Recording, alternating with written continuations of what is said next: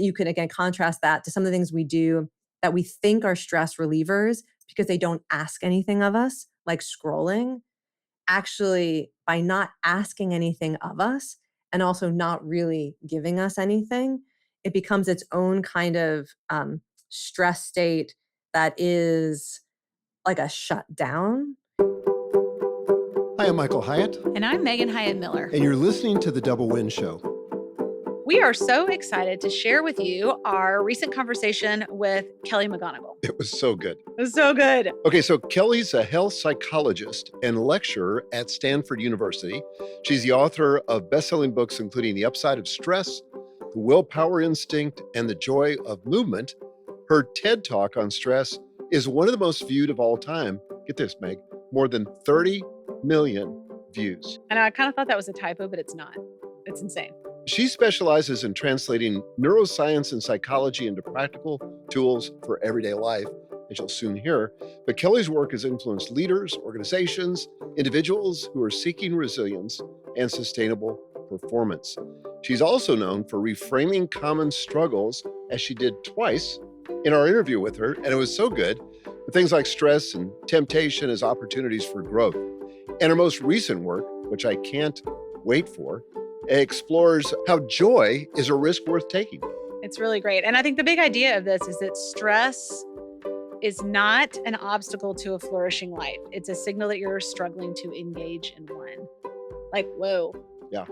I mean, she will like take your head and spin it backwards in the first 30 seconds of this conversation.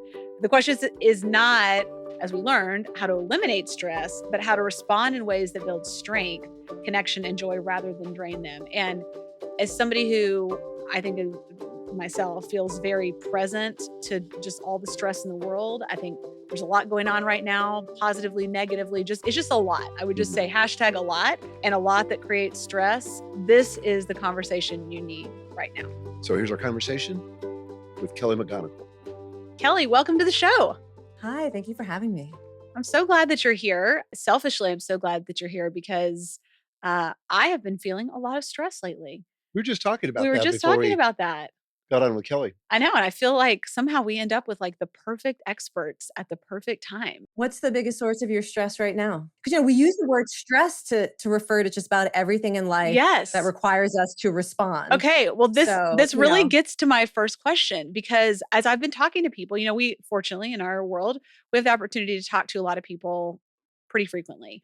And the things that I keep hearing are not only true from our audience, our community, but I find are true in myself as well. And, the combination of all the things that are happening politically, geopolitically, every day you open the news and you're just like, oh my God, like some huge thing, right? So that's one thing. But then what's happening with AI since the beginning of the year, this is what we were talking about before we got on the air, is just that the acceleration, the sort of almost like a tsunami experience, like being chased by a tsunami, like maybe not all a bad tsunami, like a lot of kind of great stuff, a lot of we're not sure stuff. Like I was just talking with someone in a meeting right before this, and he said, I feel like I can't see 6 months out anymore. This is another business owner. I feel like I can't see 6 months out. I used to could see 6 months out. Now I can't. When I think about your work and I think about this idea of stress and the experience of anxiety and uncertainty and all of that, it feels like we're living in kind of a singular moment of this convergence of different types of uncertainty, some good, some bad, some we're not sure, all happening at once, but at a level of scale that, maybe COVID would rival that in our living memory, but that was all bad. This is like not necessarily all bad. Anyway, what are you seeing as someone who is an expert on stress that is the same or different right now as compared with maybe the period that you studied most when you were writing most about this and speaking most about this?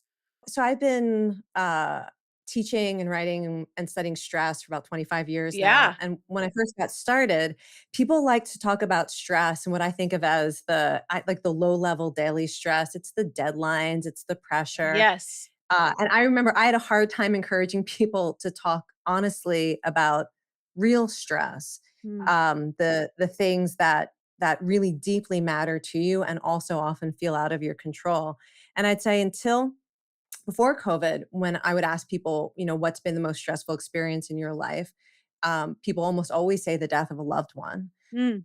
And that sense of, stress often being these things that we have to cope with that are difficult and that we didn't always choose for ourselves.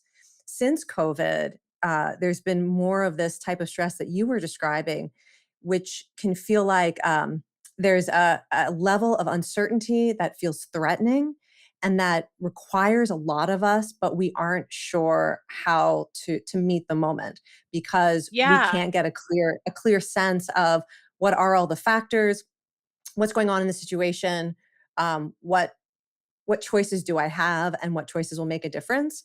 And in that way, that is kind of different. There's also been a growing sense of, certainly in the United States, a growing sense of mistrust of other people. And that has become a huge source of stress in people's lives, Hmm. almost a kind of cynicism or loss of a sense of goodwill that you can count on from others and that you bring to others. It's actually, it's one of the great antidotes to stress is just feeling like you live in a world where good things happen and people are good and you can do things that make life better for yourself and others. And I would say that, in the last decade or so, there's been more sense of that being challenged as well, which I think is an underappreciated aspect of Yeah. stress, the going around not entirely sure if the world you live in is good, if other people you can essentially trust them, and if you yourself have the capacity to do good in the world. So when you look at what's happening specifically with AI and kind of watching that accelerate, and I think that has all these different levels of stress. It's like a lot of people are worried, what is this going to mean to my job? Maybe what is this going to mean to my business? What does this mean for my own sense of humanity? Like very existential, really scary scenarios that, some people are more inclined to be afraid of. Um, how do you see your conclusions about stress? Like the idea that, maybe stress isn't necessarily toxic. Like, have your conclusions about stress changed as we're in this moment, or do you think maybe evolved is a better word, or do they kind of hold from your earlier work? Stress in and of itself is not toxic. So, Hmm. stress from a scientific point of view is the biological capacity to adapt and to learn from experience. Hmm. So, every That's time you great. have a stress response, it's your brain and your body recognizing this is a moment that matters or something that I care about is at stake. And you have all sorts of changes, some that we're more familiar with, like sometimes our heart rate accelerates and we feel flooded with energy. Some things are going on that we can't necessarily sense, like the release of chemicals in your brain that open up a window of neuroplasticity so that you're better able to really learn from the moment you're in or the experience that you have. Some of it people are often surprised by the idea that your body might release oxytocin to motivate you to connect with others, to take Huh. other people's perspectives, and to look for a way to overcome something stressful together. So stress is this huge biological repertoire of responses to help you cope with change, deal with uncertainty, handle threats and challenges, and especially to learn from experience. So that holds. And certainly, AI is just one version of the type of challenges that people are facing now. And I think the idea that I've been recommending is really this mindset that says, okay, it's a fantasy to believe that there's a version of your life that's not stressful. And that if you were doing life right, you wouldn't experience stress. Um, Research is pretty clear that people who have meaningful lives have very stressful lives. They worry more, they experience more anxiety than people who say that their lives feel kind of pointless or less meaningful. And we also know that um, the more roles, responsibilities, goals you have, the more often your biological system is going to look for ways to help you deal with everything that comes up in all of those roles and relationships and goals. So that mindset is really about understanding that a meaningful life is stressful, to accept the reality that it's probably not going to improve. Was it somebody was saying recently there was a that they took strength from the idea that things can always get worse. That it's sort of an antidote to the aspiration that, well, things are stressful now, but next year it's going to be easier, or they're going to solve whatever these problems are, the chaos, the conflict that's going on in the world, or the challenges that I'm facing with my family, my personal life. Somehow that's going to get resolved in a year or two. And this idea that things can always get worse is a kind of, it's probably sounds depressing to some folks, but it really is this idea that you can accept the reality of the world as it is and start to trust your own capacity to deal with Mm. uncertainty or change with opportunities as well as threats. And we can learn more about how stress works so that we can harness some of those strengths instead of looking for ways to try to suppress the stress or looking for ways to try to, create a cocoon around ourselves as if we could protect ourselves from the things in life that are stressful. One of the things you said that was interesting to me, you said our capacity to deal with stress. And it seems like the thing that has shifted in my observation is that the volume and the speed of stress, we're now exposed to more things than we ever have been as a species.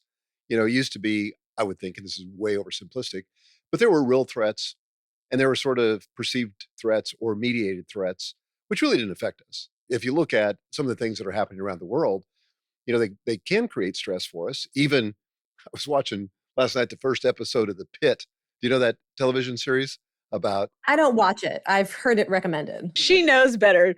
Yeah, I listened to it last night, and I mean, just the first episode, and I felt such enormous stress. I started crying several times. Yeah. My wife's like, "What's going on with you?" So I don't know if it's medical trauma or what, but that's not even a real stress for me. That's like a perceived stress. In the research, is there a distinction between those two things? And do you think Yeah. because of that, there's more of it that's sort of self-inflicted because we subject ourselves to those kinds of inputs? Yeah, so you might know a lot of my own research has been looking at empathy and compassion, Mm. Mm. and the type of stress that you're describing. We could often talk about it as empathic distress. You're right that our capacity to respond to life with this stress mechanism, it really is adapted for problems that are close to home, Mm. problems in our household, problems in our community, problems where we can actually take action Yes. and protect what we care about or make a change for the better or cope with a new reality. And now, because of just the way that technology has changed and the things that we're exposed to, we're often exposed to things that can activate our distress response. That is, we don't like the things that are happening. We feel for other people's pain and suffering, but we don't have a clear way to respond that makes the situation better. Mm. And so we can fall into the state of empathic distress where we're feeling a lot. We're feeling the emotions that normally they're there to anchor action. We feel upset, we feel sad, we feel outrage, and those emotions are meant to propel us to help someone or stand up for what we believe in or change the way that something is working to improve lives for the better. Right? That's why we have these emotions. It's partly why we have a stress response. And if you're exposed to all sorts of things that generate those emotions and you can't figure out a clear way to help, which is often the case with a lot of the things that cause us distress, we can get stuck in this state where we feel all of the sort of the push energy that wants to make a difference, but then we can't channel that into the positive emotions of contribution or connection or helping that gives us hope and that gives us a sense of meaning. And so I think like that's one of the things that you're pointing at. Now, it doesn't mean that we should be in denial about what's happening in the world, but one of the things I'm often encouraging people to do is to really think about the information you expose yourself to and how much of your time and energy is going towards hearing about and maybe speaking about, but not really engaging in a material way with a Mhm. certain type of problems or stress or outrage versus the things in your life where you can take direct action or you can do something to make a difference. And we know that when stress or distress is met with action or connection with other people, it doesn't have the same toxic effects as if you're just overwhelmed and flooded with anxiety or sadness or anger. If those emotions get met with the warm glow of, I did something to make a difference, or I talked about this with someone and we both feel better, that it's a shift that happens that makes that stress not only less physiologically toxic and psychologically weighing us down, but it's how stress is meant to work. And so we need to find a way to channel the stress we feel into acts of hope, or acts of courage, or acts of productivity, or acts of connection. That's really what stress is trying to drive us to do. And it's a mistake to expose ourselves constantly to things that generate distress, um, and then let ourselves feel the overwhelm that can cause us to do less and less, or even sometimes can cause us to care less and less, which is a coping strategy that people I can sometimes see that. use. I guess what that means for me is I'm not going to be watching The Fix or The Pit for much longer, because I think it does create a level of stress that I can't activate on. And my guess is, and you can tell us on this probably has a physiological impact that's not positive either, when you've got this unresolved stress. TV is a funny one because, well, you said it caused you stress. I mean, there's actually research that if you are feeling empathy for a work of art, like a film or a TV show or literature or music, there's actually a difference between like the sadness that you feel for a beautiful sad song, or when you're crying in a film, than when it's something that is real, like you're crying because you saw something horrible happen in the news, or a loved one was hurt, or a personal loss. There's a chemical difference and a psychological difference that actually for many people is quite pleasurable and does not take a toll. So that's really something you have to investigate for yourself, whether you're feeling, because I think one of the reasons is that we actually like to feel ourselves as empathic. And many people, the sort of the primary feeling they get from that is the sense of connection. They actually like having their heart opened a little bit, but they don't feel the burden of when it's real. Because of course, when you know that it's real, or you may be really identified with the characters on the show. I don't know. But when it feels real, it's actually, there can be a slight difference in what we're experiencing. Well, But for many people, listening to sad music actually becomes like an antidote to some of these feelings of overwhelm, because it creates some kind of alchemy that makes it a different kind of experience, emotional experience. it did actually create empathy for doctors and nurses that have to work in that environment. Yeah. I mean, it's like, Yeah. how in the world do you do that? Yeah. One of the great things about art too, because imagine next time you're in a medical setting. I mean, talk about a stressful place to be. Everyone's stressed out. And if you're there as a family member or you're there as a patient, and you even just have in your mind the understanding that everyone in this situation is doing their best. Some people have really low capacity right now because they're in pain, or they're worried about the life of a loved one, or because they haven't slept in 48 hours. So everyone's maybe working below their ideal capacity. And you have this understanding of, wow, this is a really hard place to be.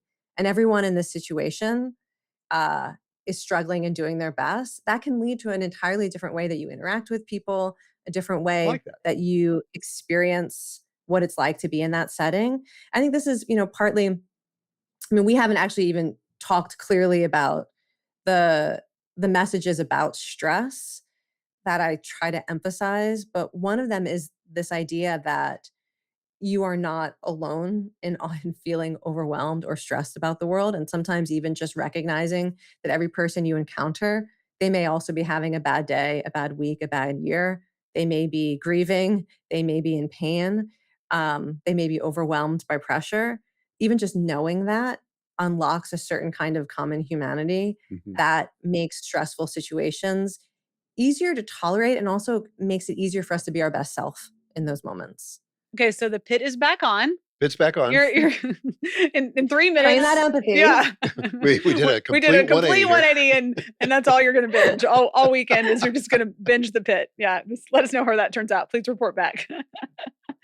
Okay, Kelly, should we try in any way to be engineering our lives where we have control to have less stress? I feel like there's this pressure. I think you said something at the beginning about this, that if you're quote unquote doing it right, then you have a meaningful life, but your meaningful life is also less stressful than other people's, and That's the idea. That's the hope people have. that's the hope, like Yeah, fingers that's the crossed, hope. right? But should we, where we have control, I mean, we could probably all think of 5 things off the top of our head that we could go do today that would make our life more stressful. We could pay our mortgage late, we could forget our kid at school, we could turn in, a project late, or not respond to our boss, or whatever. And like the consequences of those things are going to make our lives, they're going to create downstream negative impacts that are going to be stressful for us. That's called stress generation, by the way. Okay. And often, let me just say, what's really interesting about the research is the number one cause of stress generation is people trying to avoid stress. They Oh, procrastinate, they put off a interesting. difficult conversation. Yeah, it's one of the areas of research that really helps shift my mindset towards stress. That's Because what happens fascinating. is people so don't want to feel stressed that they make choices in the moment that allow them to either, avoid some discomfort or avoid some pressure, but then things start spiraling and the choices they make end up making it, harder for them to meet their obligations or communicate clearly with people they care about. So I think that the thing about, should we try to have less stress? I think we should try to be human beings who contribute to less suffering in the world. And Hmm. that is different than trying to construct a life where you yourself experience less stress, or you try to parent in a way that your kids experience less stress, or you try to manage a team in a way where your team is never stressed. I think that's a nice distinction to make because it motivates us to behave in ways that really looks clearly at the consequences of our actions, and are we doing things that make things better or worse for ourselves and for others. But in terms of trying to construct a life that is less stressful, see, the choices that most people can make are not the stress that they would really like to eliminate. When we were talking earlier and I said, when I asked people what's the biggest source of stress that you've had in your life, and people mention the death of a loved one, that is not something that you Right. have control over. But people might think to themselves, well, it would be really stressful to take on this new project, or it might be too stressful to initiate a friendship right now. I don't have time for that. And we look for ways to kind of cut corners around stress that may actually be the type of stress that can be good stress. Mm. It's much harder to control or construct our lives to avoid the stress we most want to avoid. And that's why I generally don't recommend avoidance Hmm. as a coping strategy for stress, because the stuff you can control is likely to be a source of meaning or growth or agency, right? Because you actually have some control over it. So already there's an inherent kind of meaning to it. Anytime something is stressful and you feel like you're saying yes to it rather than resisting it, already your stress response is going to be healthier and you're going to cope in a more skillful way.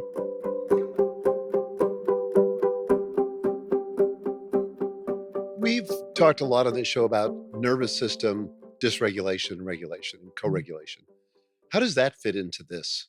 Most people, when they think about stress, they think about fight or flight response or fight, flight, or freeze response. And it's a certain shift in the nervous system towards sympathetic activation, or sometimes we can move into sort of parasympathetic overwhelm. And we have this idea that every time we're stressed, we're moving into a nervous system state that isn't good for us. And there's also this idea that we can get stuck in states that cause a toll for our physical health or our mental health or our ability to function. So that is true. But what's really interesting, so this is such a paradox. It is true. So let's take, for example, an alarm response. If you think like the classic fight or flight response, if every time you get any kind of alert in the world, whether a family member needs something, or you get an email or a Slack message, or you hear something in the news, or you remember something that you want to do, if every time you get some kind of alert that says you have to respond to life, if you have an alarm response, fight or flight, sympathetic overdrive, higher levels of cortisol. It's true that as a physiological state, maybe more than you need to actually meet the moment. And also, if you get stuck in it, can lead to things like increased risk of diseases, systemic inflammation, changes in your brain that aren't Mhm. healthy. That's a story everyone's heard. But so here's the big paradox. As soon as you stop fearing what your body does in moments of stress, when you understand it as an attempt to help you, Mm. your nervous system response starts to change. I mean, this has been demonstrated in a lot of experiments that if you're having that kind of alarm response and you simply say to yourself, okay, body, you're trying to help me right now. You're saying this is something I care about.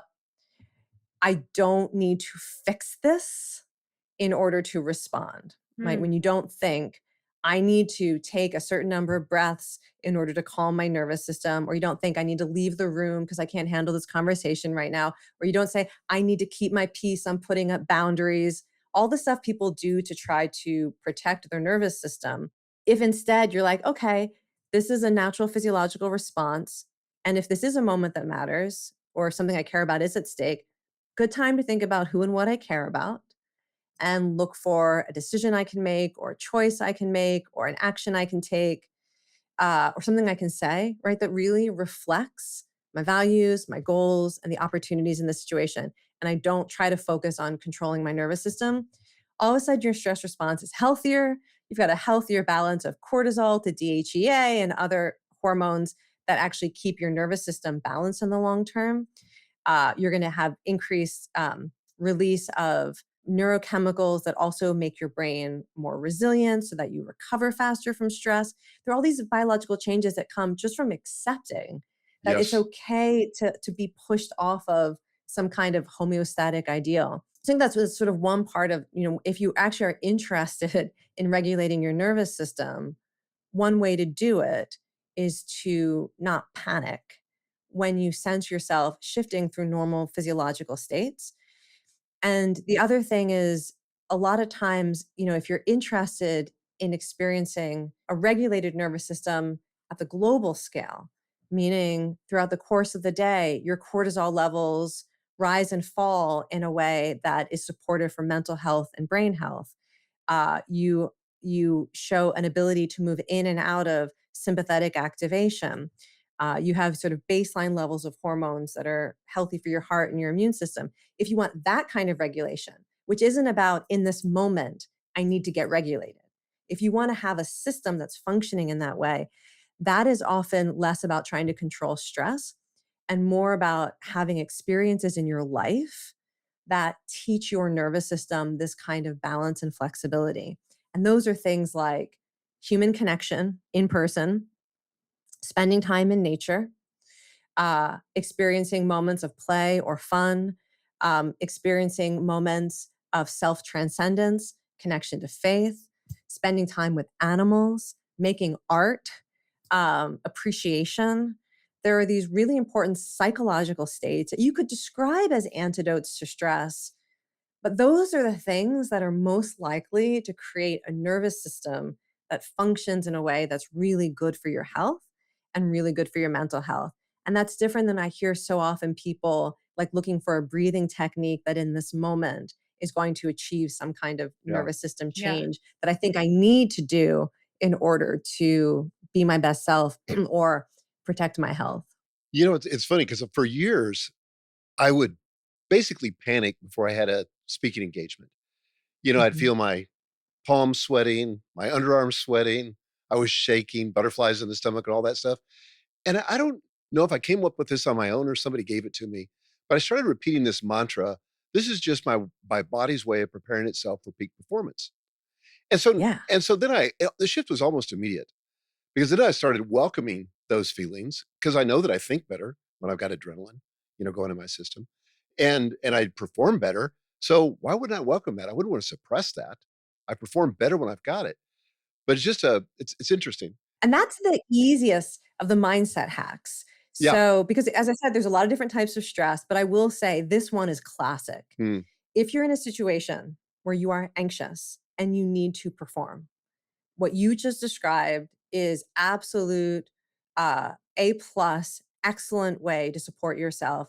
It works because it's true in performance situations, people who have more sympathetic arousal, people who report being anxious versus experiencing no anxiety, they do better. They give better talks, they sing more on pitch, they get better outcomes in a negotiation, whatever it is. And then this idea that if you accept it, that helps you do even better. That has Hmm. been shown across such a wide range of stressful, what you could call performance situations. My favorite one that was published more recently, because I've been talking about this for like 15 years now. This research is when it first started to come out was so useful because I was teaching undergraduates at Stanford who would panic before an exam. And Mm. this was like the perfect set of studies coming out.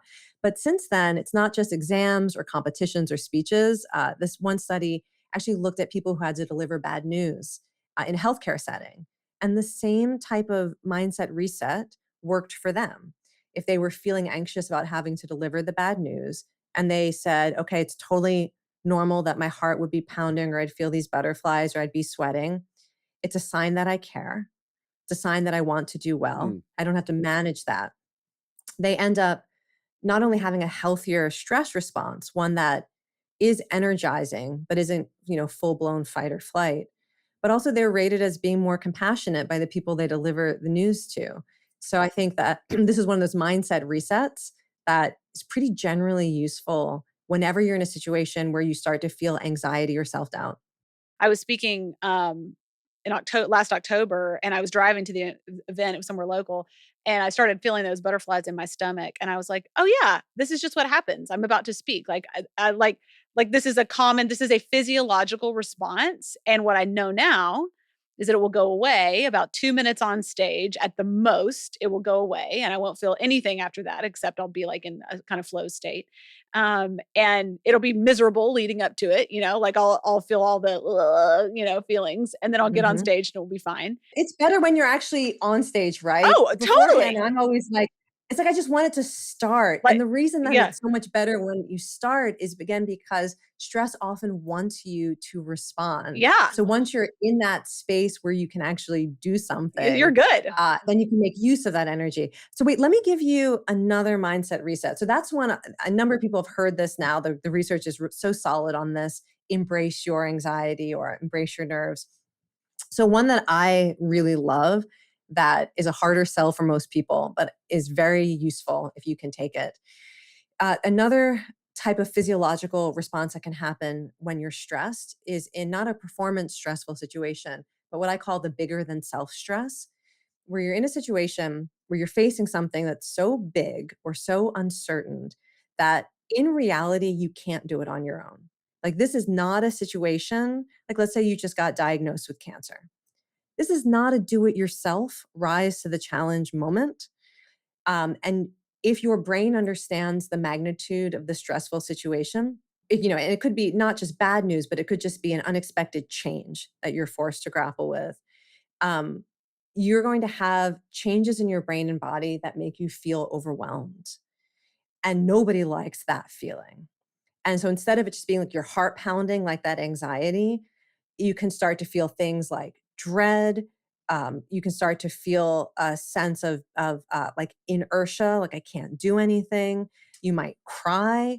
There are all these biochemical changes that are trying to get you to acknowledge that this is bigger than you and you are going to need to reach out for support Hmm. and maybe to get you to understand that you're not the only one going through it. If it's something like a big unexpected change, there may be other people who are dealing with the same thing. And it's going to be better if you try to go through it together than if you try to DIY it.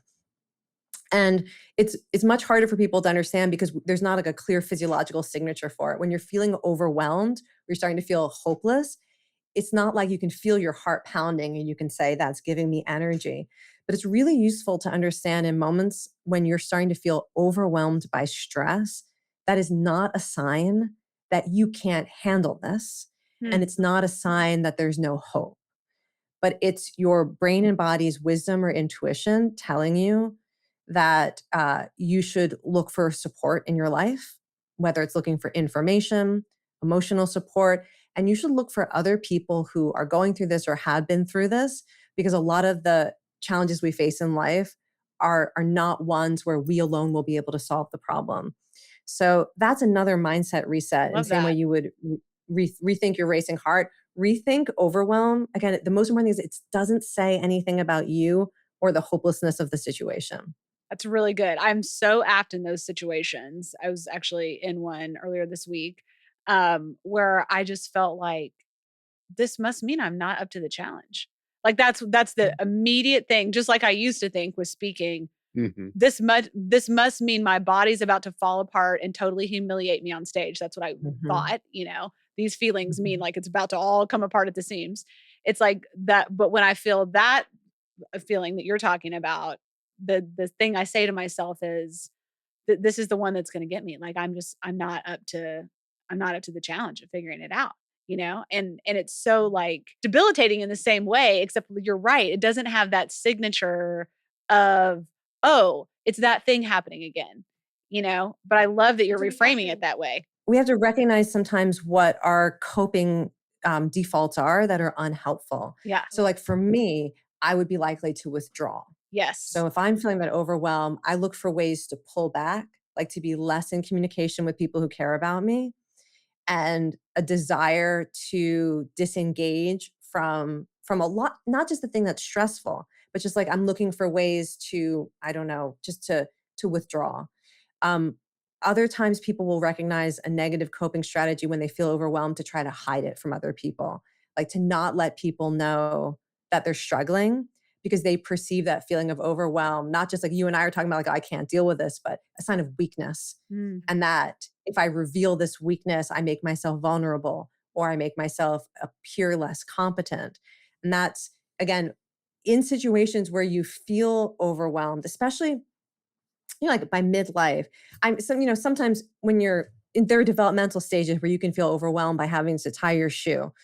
But by midlife, most of the time, our brain's actually pretty good at understanding this is a situation that's bigger than me or not.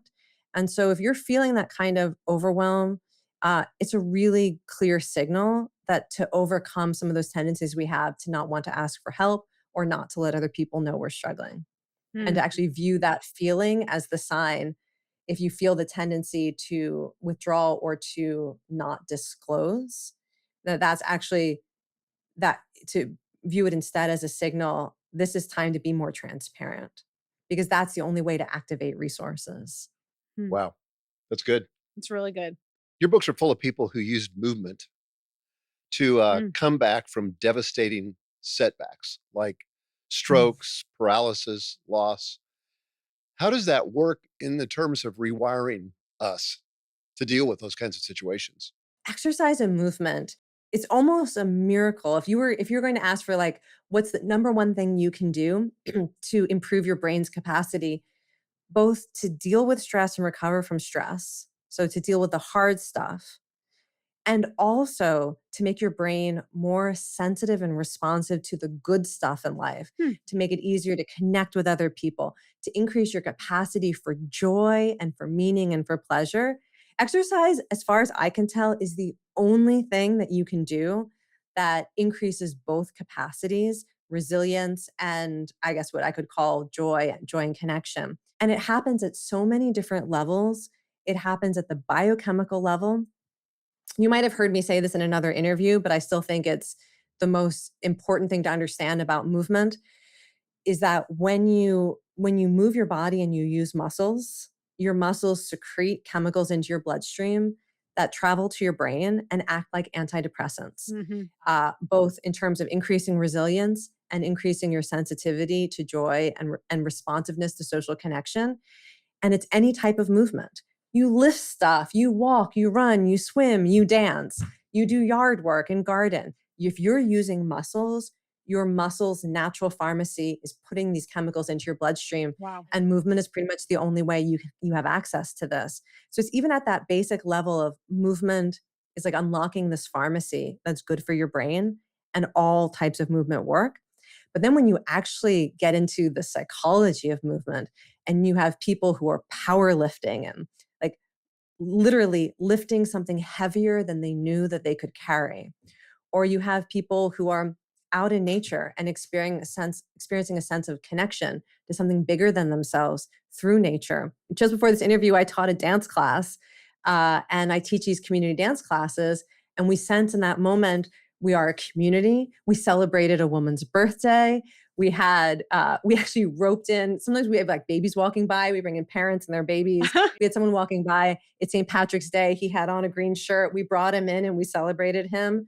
So we're connecting to this quality of community celebration. Like every form of movement has its own psychology. So when you add the biology of this resilience and supporting your brain, and also the fact that the experience itself can be quite meaningful and profound and teach you about who you are and the world around you, that's why there are so many stories like this of people who are able to move forward after grief or move forward after a major change in their lives, um, because movement works at all of these different levels. Love that. I love that. Wait, I usually ask people who ask about movement to tell me about their favorite form of movement. Do you two have a favorite form of movement that does something for you, like what I described? Yeah, I think for me, it's as simple as exercising, like lifting weights. So I do strength Yeah. training 3 days a week. I have a trainer come to my home who works out with me and my wife. And part of what I love about that is the social connection with the 3 of us. Yeah. Because we're all, like, pretty serious researchers about health, and so we're always sharing with one another our findings, and it's just great. Plus, there's accountability. I go through an hour, and I'm like, "Wow, this is already we're already done." Same for me. So we actually have the same trainer. We don't train at the same time, but we have the same trainer. Love that. I love lifting weights. I did it this morning. And I always feel better at the beginning than I do at the end. My favorite Wait a second, movement. did you say that right? Wait, reverse that. No, reverse that. Sorry. I always feel better at the end than the beginning. At the beginning, I'm like, oh, I don't want to do this. But there he is on the porch, Yeah. got to let him in. But my favorite form of exercise or really movement, because honestly, I don't know that you count it as exercise, is walking. I love walking. I love walking outside. Usually I'm not listening to anything. I'm trying to be really just present to whatever, like looking at birds, looking at the trees. Like I love that. I like to walk slow. My husband's like a really fast walker, so we laugh because like he'll like get ahead of me, I'm like, honey, slow down, like I walk like I'm like an old lady and I'm not mad about it. It's just fine. And then the other thing that I love is gardening. I became a gardener about a year ago. So this is my second season gardening. And if my hands are in the dirt, if I'm picking up bags of, literal crap that's going into my garden or flower pots or digging or carrying a hose, whatever, like I was outside all day this last Saturday planting all my early spring stuff. And it was absolute heaven, like absolute heaven. Like I don't think you can be a happy person and be indoors all the time. Like I think those two things they Okay. cannot exist. Do you agree or disagree? Let me give you I do well, I agree. I mean, it's gonna be different for different people. Yeah. People have different things that light them up the most, but so this is one of my favorite ideas. This is like that nobody ever asked me about, so I feel like you're queuing me up for Okay, great. this. I'm queuing you. I don't even know what about, but let's do it. So in psychology, there's been this understanding for, the last maybe decade or two that the human mind has a default state that Yes. tends to, when it's left to its own devices, for many people, the default state is to worry, to mind wander in ways that are often unpleasant. So maybe you ruminate over past experiences, you're replaying things like, what could I have done better?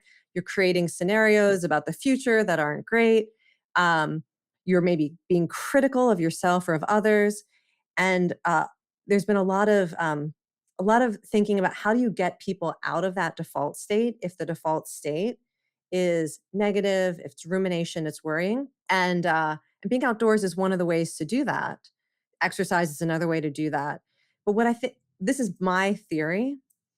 I actually think the human mind has two different types of default states. There is this kind of rumination, worrying that is the trying to like make sense and protect yourself default state. And it's the one that people get stuck in. But I think there's also a default state that is really about being in the world and having to be present because there's a lot of opportunity and things to react to and maybe an activity that you're engaged in that requires you to pay attention. Yes. And I actually think that that is a default state of the human mind or Mm. brain. And most people experience it as a tremendous relief compared Yes. to the default state of rumination and worrying and being in nature. I think that's the context in which this other default state, like I think that's what right. it is made for. And so when you put yourself back in nature, and especially if you're doing something like gardening, where you also are engaging with the world, or you open your senses to everything you can hear and see and smell, like you were describing on a Mhm. walk, you basically tap into this other default state. Yeah. And there's some interesting research that, particularly for people who have really, sometimes your mind is not a friendly place, Mhm. and people who really struggle with thoughts that are upsetting and unhelpful, that something as simple as going for a walk outdoors is one of the fastest ways to find relief. So I recommend that for folks. Okay, here's another example of this that is kind of a little bit out of the box. So this, like a week and a half ago, I've decided I want to be a beekeeper. So I'm not sure if that's Oh. going to be this year, if that's going to be next year, but I'm just fascinated by it. As a gardener. It's like adjacent because you Mhm. need the pollinators and all that kind of stuff. Well, so I went out to the middle of nowhere to this beekeeping workshop for a day. Never been around bees in my life. Like, I mean, I got the little suit for Christmas, feel goofy in it, the whole 9 yards. But I go out to this beekeeping workshop with this guy who, he has a t-shirt on that says, "Don't tread on bees." Like, don't tread on me, but like, don't tread on bees. It's like Mhm. real corny sense of humor. It was great. But we're out there. Of course, there's a risk of being stung. You know that, which has a way of hyper focusing the mind.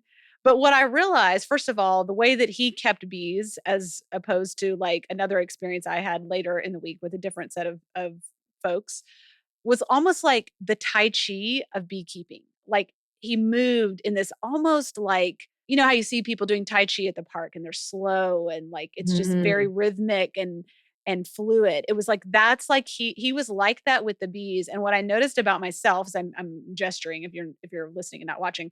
I'm pulling out this frame, which is like the little rectangle that has the honeycomb in it, has the bees on it, um, is that you can't think about anything else but those Mhm. bees when you're doing it. It's not Mm. like you're thinking about your to-do list or what you're going to make for dinner or whether there's going to be traffic. Like or some war. Like, you literally can only think about the bees that are close to your fingertips and what are they doing in that honeycomb right now.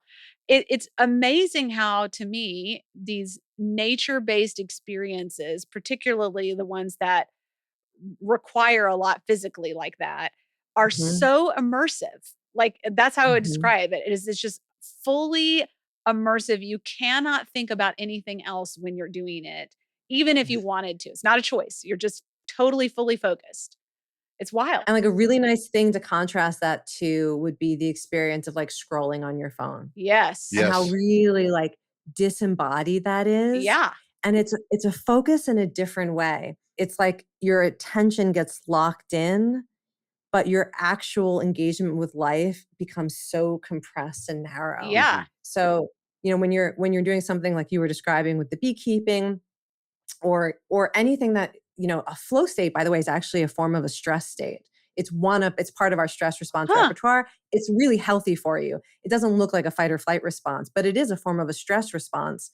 That flow state is really like saying, oh, here's an opportunity to engage with life.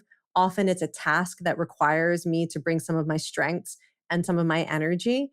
And it actually is one of those states when we were talking earlier about regulating your nervous system. Like, what are the types of things that create a nervous system that's really good at engaging with life flexibly and recovering? This type of a flow activity is a perfect example of that. You can again contrast that to some of the Huh. things we do that we think are stress relievers because they don't ask anything of us, like scrolling. Actually, by not asking anything of us and also not really giving us anything, it becomes its own kind of stress state that is like a shutdown. Mhm. Same Yeah. thing happens when we're sedentary. There's a metabolism to not moving your body that is a kind of a stress state. I mean, it doesn't look like a stress response the way I'm talking about it, but it's a state that is not good for you to be in for a long period of time if you are not engaging with life in a way that really asks something of you. Your body and brain goes into the shutdown mode, and you could feel it. And the more time you spend in it, the you think you have no energy to do anything else, and it can become this kind of downward spiral. Hmm. So I often encourage people, if they find themselves in that spiral where they're feeling tired and more tired and more tired and more drained, and they notice that what they're doing is an activity that asks nothing of them. Is there anything that you could do at home or, interacting with somebody else that just asks a little bit more from you. And you might be surprised at how much energy that gives you or helps you reset your outlook.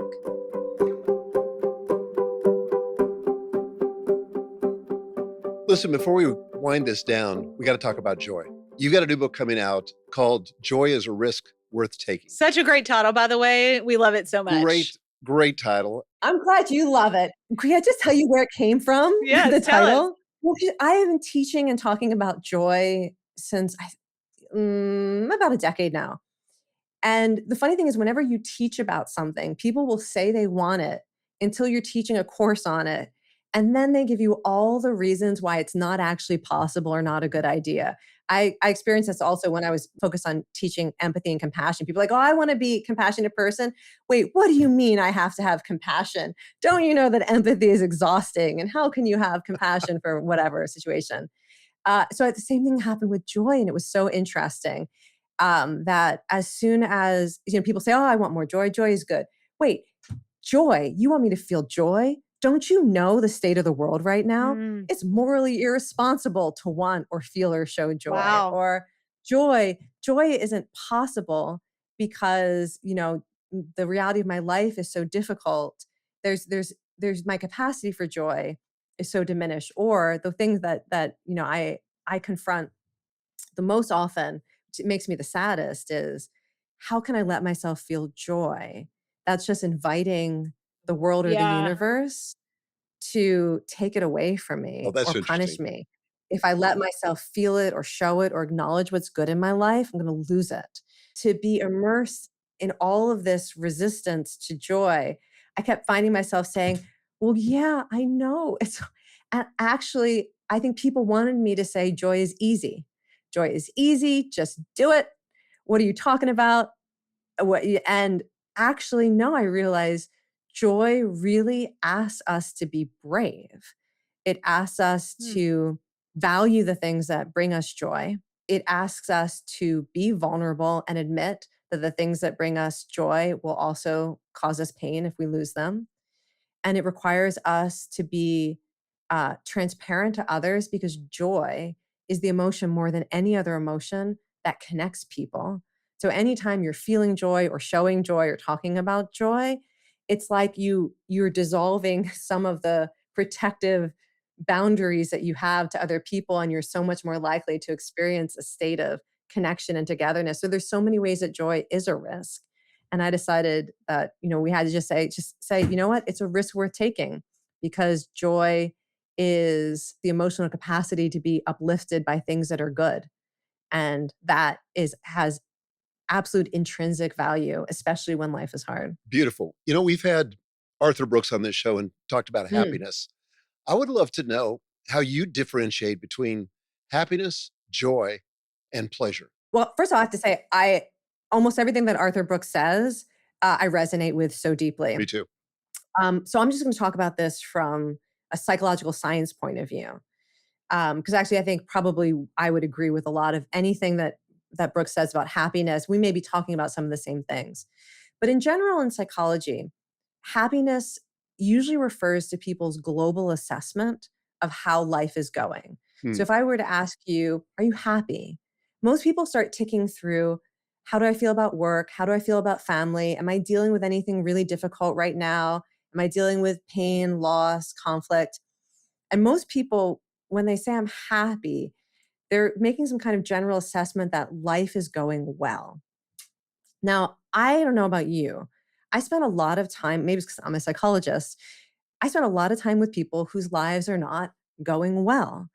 And one of the reasons why I'm so interested in joy is because joy happens in moments, but there are these moments that create enough of a sense of I matter, good things are possible, there's beauty in the world, there's something to look forward to, I can make a difference, I'm not alone. These moments of joy, they happen, they give us this immediate sense of an antidote to the feeling that life isn't worth living. And that's different than a global assessment that everything is going well in life. Joy is really just this emotion. It happens when you see something unexpectedly beautiful in nature, or someone thanks you and you feel appreciated, or you realize that you did something that really helped someone, or you laugh with someone. These moments of joy that we have, they just affirm the value of life. That's like its essential function as an emotion is to shore up your enthusiasm for life in general, and also the sense that your individual life matters, that you have something to offer, that you are cared about. I think that's why I love joy so much as an emotion, because joy is absolutely possible, even in situations that aren't happy or when life is not going well. And I have to say, because I've been conducting surveys about joy for a long time, and I always ask people, tell me about a recent moment that brought you joy. Some of the moments that people share are so the opposite of happy and so the opposite of pleasure. For example, one person at the beginning of the war in Ukraine, he shared with me that one of the greatest moments of joy he'd ever had in his life was taking shelter from bombs with neighbors and the conversations they had in that moment because they were so intimate and he felt so connected to them. That's not a happy situation. Another woman talked about taking care of her husband who was sick from chemotherapy and feeling so much love for him and feeling so needed in that moment. That's not a happy situation. It's not particularly pleasurable. Joy to me is such a beautiful emotion because it's almost like it's our capacity to find a reason to live in any moment. And then the last thing, since you mentioned pleasure, pleasure actually is part of how joy works as an emotion. Joy activates the pleasure circuitry of the brain, which also is the relief circuitry of the brain. So sometimes it feels like relief more than it feels like an endorphin rush. So we need a capacity for pleasure in order to feel joy. Joy often comes like with a wash of feeling that you could describe as pleasurable in your body or warm or light. But the thing that makes joy different as an emotion from simple pleasures is it also activates the meaning system of your brain, and we sense the significance of the moment, even if you couldn't articulate it intellectually. Like when you see a bird and it's an adorable bird, and you just suddenly feel so uplifted or joyful to see that bird. It's not like you need to rationalize it, analyze the deep meaning of it, but you sense the significance of it. And that's one of the things that makes joy a little bit different from some pleasures. I had this exact moment last week. I was drying my hair and my bedroom or my bathroom window looks right out into these big oak trees Mhm. that are in front of my house. And I looked out the window. I'm kind of like a bird person. I wouldn't say I'm a birder, but I like birds. And there was a pileated woodpecker pecking away at some like a rotting tree branch that had broken off. Well, we have little woodpeckers all the time in our bird feeders, but like probably 3 times in my life have I seen a pileated woodpecker. And I was like so excited, so transfixed by this bird. I just stood there with my hair diffuser in one hand and like peering out the window, looking out the window. And I was like, oh my God, it's a pileated woodpecker, And I probably told everybody I saw for 3 days that I had seen the pileated woodpecker. Like it was so exciting. And, people are like rolling their eyes, like, you've already told me this story, 3 times actually. But like it brought me so much joy that I had seen the woodpecker. This gives me a chance to give people the best piece of advice. If they're still listening Oh, or good. watching, Yes. you're getting the good stuff now. Okay. Because you just told me. Now, I don't know if you might have been joking about this, but I'm going to take this totally seriously. You said that you would tell people about this, and some people maybe rolled their eyes. Yeah. This is the best piece of advice I can give you about how to increase the joy in your life is to meet joy with joy. Ooh. If anybody expresses joy to you about anything that is remotely wholesome, healthy, positive, right? That something good happened to them, there's something they love that they're enthusiastic about, something that made them laugh or smile, let yourself catch their enthusiasm and to see it as an absolutely beautiful expression of humanity and who they are and an opportunity to connect with them. Like, wouldn't you have loved it if every person you told about that bird was like, that is amazing. Did you get a picture? Yeah. And if you had a picture, they No, wanted to see I it. didn't get the picture. I know, but would you have loved it if somebody had Yes. asked because Yes. they cared so much Yes. about your happiness? Totally. So this is literally the best. I think this is the best piece of advice I've ever given on any topic. is to really meet joy with joy. Mm. People, I think this probably comes from having spent so many years teaching people to meet other people's suffering with compassion. Mm.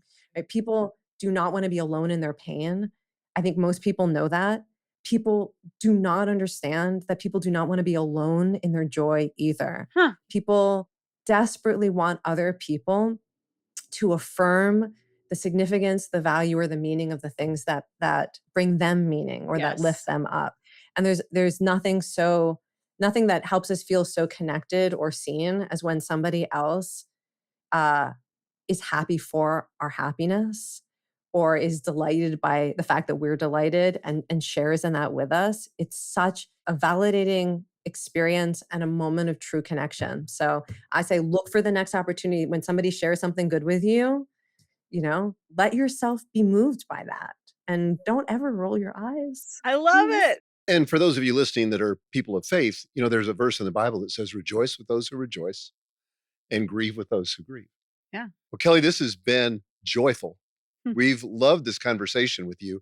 If people wanted to begin to engage more with your work, where would you suggest they start? You've got several books. Yeah. I'm sure you've got other things. The books are the things. You could always just Google me for all these podcast interviews, but really the books are the thing. And every book that I write, I try to make it a message of encouragement that makes you feel like you understand yourself better and also that you have some new ideas and some new tools that are going to really help you do what matters most in your life and be the version of yourself you want to bring to the world. So I love that. Well, thank you so much for being with us. This has been truly delightful.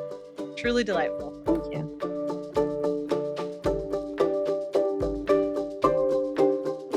Well, that was fun.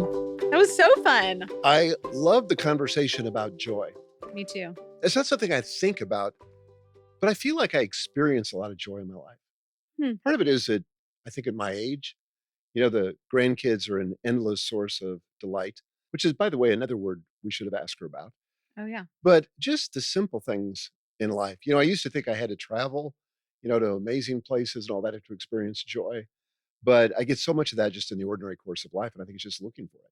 Yeah, I think it's looking for it too. One of the things I didn't ask her, this is like when you just want to like slap your own head, after the fact. One of the things that I know can happen, at least for me, when I experience a lot of stress or when I'm in distress, is that I notice things that are good less. It's like the threat detection part of my brain is kind of aroused and like it's like hyperactive, and I feel like I've been talking about therapy a lot because I'm back in therapy. I And didn't know that. yeah, it's been really helpful. And one of the things that I was talking about, because I've had some hard personal things in the last 6 months or so, and my therapist was led me through this exercise of noticing joy, like noticing good things. And so she had me literally like list something and then like come up with something in my mind and then feel it in my body. Like, what do you notice in your body when you think about that? Like I talked about the pileated woodpecker. That had not already happened at my last therapy session, or it would for sure have shown up in my therapy session. But she would have been like, where does this, feel this in your body? And I would be like, oh, I feel like tingly in my face, and she'd be like, great, stay with that or whatever. And she was just saying that like there is this intentional practice of noticing good things, because what happens a lot of times with stress is like your window narrows and you see only the negative things and not the positive things. And so I think that this sort of like intentional cultivation of joy that Kelly was talking about is a way of doing that, just like being really attentive, like paying attention to things that bring us joy and like high-fiving each other when we do, like you saw the woodpecker, yay! I didn't even know what a pileated woodpecker was. Okay, let me tell you. I have to tell you. Okay. And you're going to get to practice being excited for me. This is going to be great. It's a woodpecker that's literally like the size of a duck. I'm not kidding. What? Okay, so it's probably like 8 to 10 inches tall. Of course, a woodpecker is vertical, like on a tree. Right. It's not like a duck, like on the water, like it's vertical. Like it's like a dinosaur-sized like woodpecker. Woody the woodpecker. Like, yes. Like, when you see the little woodpeckers at your bird feeder, they're like the size of a hot dog bun, right? Yeah. Okay. No, this is like the size of like a giant loaf of sourdough. Like it is a big bird. Okay. And it is just so cool. Well, I'm excited for you. Do you have a picture? I don't have a picture. If I did, I would share it with you. No, but seriously, I mean, I think this practice of noticing things that give us joy and like for me, I know I need to be in my garden and I need to be outside. If I'm going to be well as a person, like I got to be doing those things. Well, we've said for years, and we probably got this from Tony Robbins or somebody, but you get more of what you focus on. Right. And unfortunately, the way that our brains work for our survival is that we tend to focus on threats and things that are dangerous. Right. And this is why leaders often can't celebrate their success. Yeah. Because like it's in the rearview mirror and all the threats are in front of them. Mm-hmm. And so it's easy to focus on that. And one of the first things that I did when I got into therapy for the, I don't know, umpteenth time 3 years ago, was this practice of orienting. Yes. Very similar. Right. Where you just start noticing things that are in the present. And it takes you out of the future. And joy does the same thing. Joy is a very present, orienting emotion. Yeah. Well, that's how I felt with the bees. Like I thought, I mean, as I was standing out there that day, like last Saturday with my little bee frame, with all the bees on it, I was like, this is all I'm doing. Like, I'm watching these bees and like, what is more fascinating than these bees? Like, I couldn't even get over it. Well, as we learned from Elizabeth Stanley, her book, Widening the Window, that part of what stress can do for us, if we accept it and use it, is to increase our capacity for resilience. Yeah. And so that, like, here I am at age 70, and I don't get as panicked as I used to. When things happen, it's just more like, okay, I've survived similar situations, and I'll probably survive this too. I was telling you I had a stressful experience earlier in the week, and I have this little jar in my bedroom that I keep like on a little table, and it's full of rocks that I picked up at Stinson Beach in California on a trip there with Joel. And it's all these like little smooth rocks that are about the size of like a silver dollar or something. And I have a white label on the front of it that says things that worked out. And I had for a while made a habit of just like every time something worked out that I didn't think was going to work out, I put a rock in that jar, What a great And practice. I had another jar that said things that didn't work out, which was empty. And not that I have it, by the way, if you know anything about my story, it's not because I haven't had hard things. I've had a lot of hard things. A lot of hard things. A lot of hard things. So this is not coming from someone who's had no trauma. But I picked it up and it's, it's heavy. So it has this great like tactile kind of component. And it was like such a good reminder of resilience just to be like, oh, the hard things work out. And if they haven't been worked out yet, it's not the end. What? Who is it that says that? I don't know, but it may have been Max Lucado, but he said, everything works out in the end. And if it hasn't worked out, it's not the end. Yeah. Yeah. And a lot of us are in the middle of a hard story that feels like it's the end of a story, but it's not the end of a story. Well, and we've often said to each other and to our customers and our clients and our listeners that all of us have survived 100% of the hard things we've gone through. Yeah. And our track record is perfect. So why would we think that we're not going to survive this next thing? And I mean, I get that there's ultimately going to die and there's bad things that happen and all that. But even the bad things, I was sharing, when I went bankrupt in the early 90s, that's not something I'd want to relive, but it's also something I wouldn't trade.